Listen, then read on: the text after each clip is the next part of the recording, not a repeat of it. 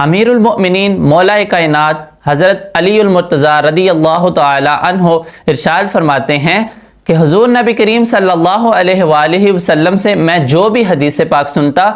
तो अल्लाह रब्बुल इज़्ज़त जैसे चाहता मुझे उस हदीस से फ़ायदा पहुँचाता था, और जब कोई दूसरा शख्स मुझे हुज़ूर नबी करीम सल्लल्लाहु अलैहि वसल्लम की हदीस पाक बयान करता तो मैं उसे कहता पहले कसम उठाओ। जब वो शख्स कसम उठा लेता तो मैं फिर उसकी बात का एतमाद, उसकी बात का यकीन करता कि ये वाकई रसूलुल्लाह सल्लल्लाहु अलैहि वसल्लम का फरमान है। तो आप फरमाते हैं कि जब हज़रत सैयदना सिद्दीक़ अकबर रदी अल्लाह तआला अन्हो मुझे कोई हदीस पाक बयान करते तो मैं उनकी बात का बग़ैर कसम के एतमाद और यकीन कर लेता कि वो सच फरमा रहे हैं, वाकई ये रसूलुल्लाह सल्लल्लाहु अलैहि वसल्लम का फरमान है। जो हज़रत